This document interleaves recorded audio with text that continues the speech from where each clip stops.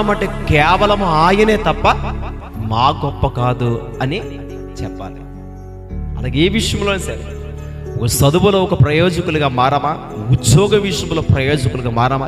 చాలామంది చూడండి, చదువుకున్నాక బాగానే ఉంటారు, ఏదైనా గవర్నమెంట్ జాబ్ వచ్చినప్పుడు కదా, ఆ ఉద్యోగాన్ని సంపాదించుకున్న తర్వాత ఆటోమేటిక్గా వారిలోనికి ఏమొస్తూ ఉంటుందంటే గర్వం అన్నది ప్రారంభమవుతుంది. ఎందుకని? వచ్చే ఆ శాలరీస్ని బట్టి, డబ్బు రావడం బట్టి ఫస్ట్ ప్రారంభంలో బాగానే ఉంటారో, ఉండి కోల్ది రాను రాను వారిలో ఒక గర్వం అన్నది వారిలోనికి ప్రారంభమవుతుంది. దీన్ని బట్టి, ఉన్న ఉద్యోగాన్ని బట్టి, జాబ్ను బట్టి, ఆ ఉద్యోగాన్ని ఉండడం బట్టి చాలామంది ఎలా అయిస్తారంటే గర్వముతో ఉంటూ ఉంటారు. అంటే ఇలాగ అందరు కాదు కానీ కొందరే.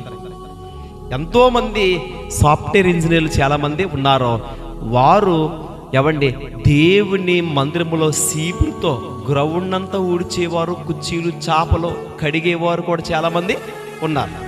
చాలామంది మంచి ఉద్యోగస్తులు కూడా దేవుని సేవ దేవుని పని చేసేవాళ్ళు చాలామంది ఉన్నారు.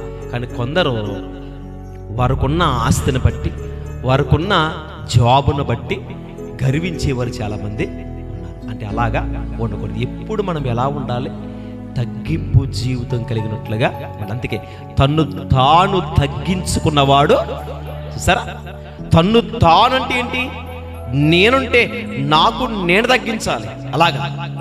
అలాగే క్రైస్తవులుగా బ్రతుకుతున్న ప్రతి ఒక్కరిలో ఎలాంటి గుణలక్షణాలు ఉండాలంటే ఒక తగ్గింపు కలిగే జీవితము ప్రతి ఒక్క క్రైస్తవుడికి ఉండాలి. తగ్గింపు అన్నది లేకపోతే, ఆ సహనం అన్నది లేకపోతే, ఆ సాత్వికం అన్నది లేకపోతే, ఆ యోగ్యత, ఆ సహనము కలిగే స్థితి ఏ క్రైస్తవుడైతే కోల్పోయాడో అన్ని ఇబ్బందులు అన్నవి ఏర్పడతాయి.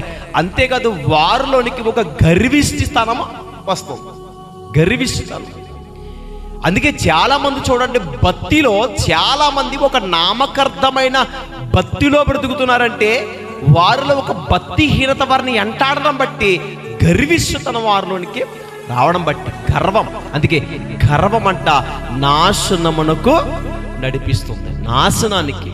అందుకే ఏ విషయములో కూడా ఏమంటే గర్వం అన్నదే రాకూడదు.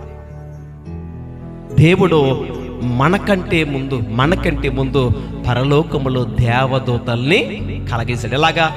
మాట ద్వారా దేవదూతల్లారా అని పలకగానే ఆయన నోటి మాటతో కలిగించారు.